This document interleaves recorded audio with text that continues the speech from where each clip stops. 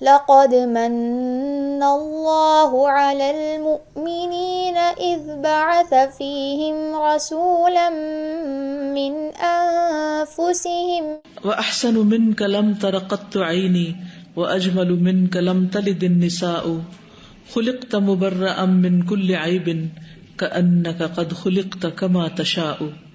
آپ سے زیادہ حسین میری آنکھوں نے کبھی کوئی دیکھا ہی نہیں، اور آپ سا حسین و جمیل کسی عورت نے جنم ہی نہیں دیا. آپ ہر عیب سے پاک پیدا کیے گئے، گویا کہ آپ کو ایسا بنایا گیا جیسا کہ آپ خود چاہتے تھے. نحمده ونصلي على رسوله الكريم، اما بعد فاعوذ بالله من الشيطان الرجيم، بسم الله الرحمن الرحيم. رب اشرح لي صدري ويسر لي امري واحلل عقدة من لساني يفقهوا قولي. اللہ تعالیٰ کا لاکھ لاکھ شکر ہے کہ اس نے ہمیں مسلمان بنایا ہے اور محمد الرسول اللہ صلی اللہ علیہ وسلم کو ہماری ہدایت کے لیے قرآن و سنت دے کر بھیجا. اب یہ ہم پر فرض عائد ہوتا ہے کہ ہم جہاں قرآن و سنت کو جانیں وہاں صاحب قرآن کو بھی جانیں، صاحب سنت کو بھی جانیں، کیونکہ جب تک ہم آپ کو نہیں جانیں گے، آپ کو نہیں پہچانیں گے، اس وقت تک نہ ہمارا ایمان صحیح طور پر کامل ہو سکتا ہے، نہ آپ سے محبت ہماری صحیح اور درست بنیادوں پر ہو سکتی ہے، نہ ہی آپ کا صحیح اتباع ہو سکتا ہے، نہ آپ کی صحیح اطاعت ہو سکتی ہے. کیونکہ جب انسان کسی سے محبت کرتا ہے تو وہ اسی وقت ممکن ہوتا ہے جب وہ اس کو پہچانتا ہے، جب وہ اس کو جانتا ہے.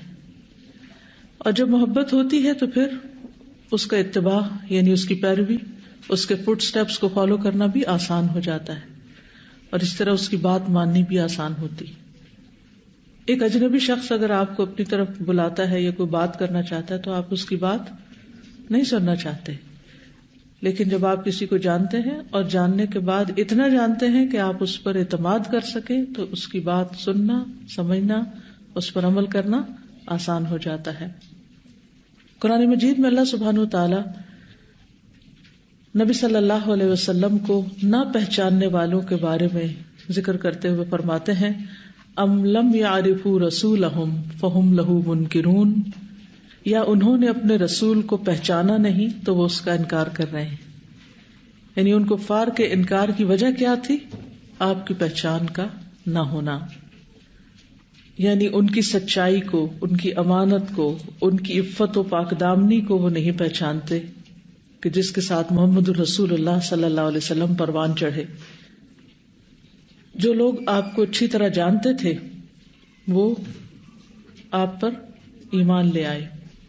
جعفر بن ابی طالب نے حبشہ کے بادشاہ نجاشی کو کہا کہ اے بادشاہ، بے شک اللہ نے ہماری طرف ایک ایسا رسول مبعوث فرمایا ہے جس کا نسب، اس کی سچائی اور اس کی پاک دامنی کو ہم پہچانتے ہیں، یعنی ہم آپ کے بارے میں جانتے ہیں.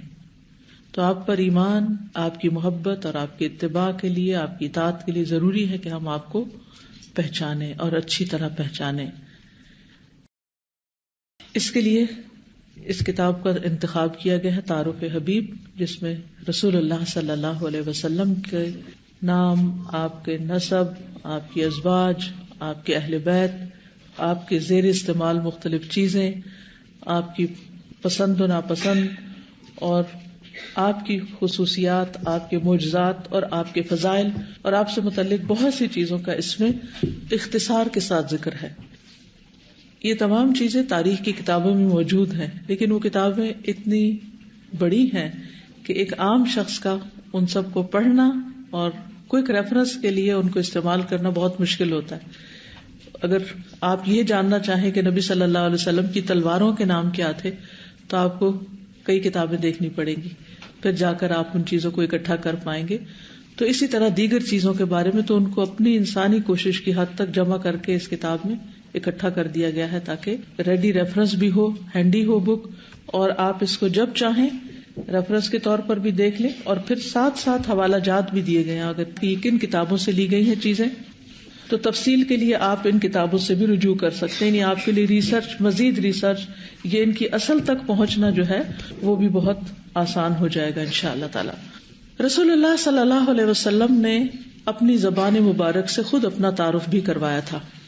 حدیث میں آتا ہے، مطلب بن ابی وداع سے روایت ہے کہ عباس رضی اللہ عنہ نے کہا کہ ایک مرتبہ آپ صلی اللہ علیہ وسلم کو لوگوں کی طرف سے کچھ باتیں معلوم ہوئی تو آپ ممبر پر تشریف لائے.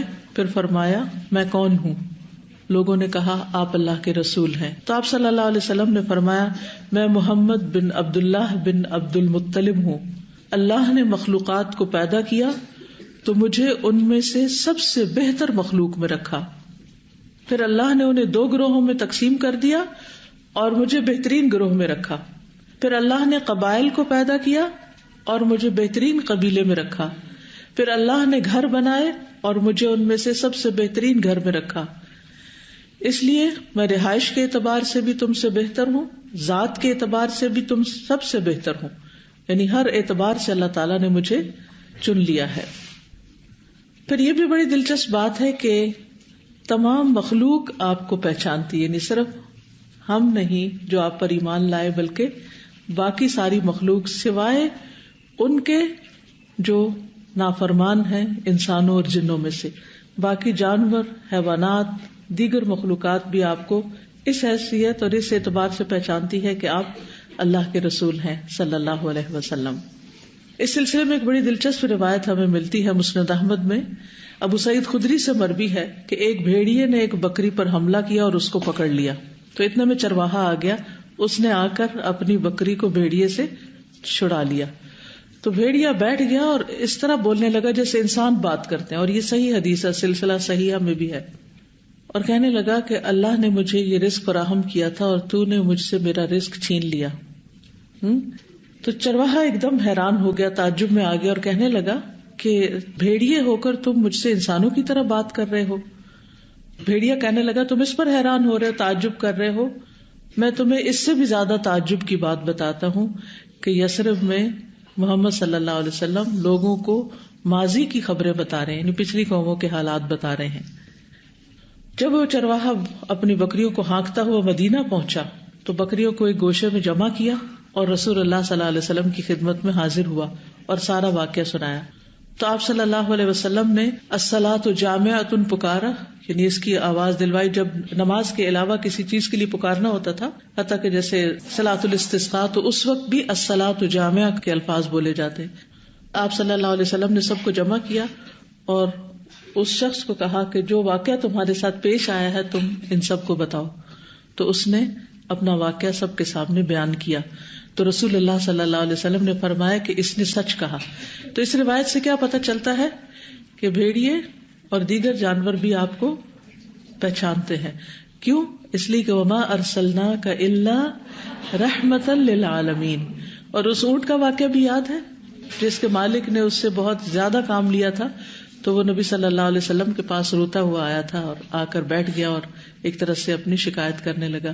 اسی طرح اس چڑیا کے بارے میں بھی پتا ہوگا آپ کو کہ جس کے بچے صحابہ نے اٹھا لیے تھے تو اس نے نبی صلی اللہ علیہ وسلم سے ایک طرح سے شکایت کی.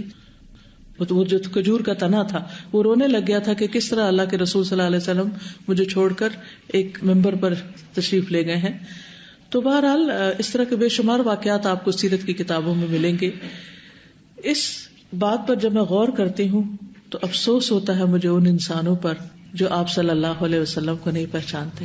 وہ ایک بہت بڑی خیر سے محروم ہے. اس لیے ہمیں خود بھی، ہمارے بچوں کو بھی، ہمارے عزیزوں اور پیاروں کو بھی رسول اللہ صلی اللہ علیہ وسلم کی خوب پہچان ہونی چاہیے.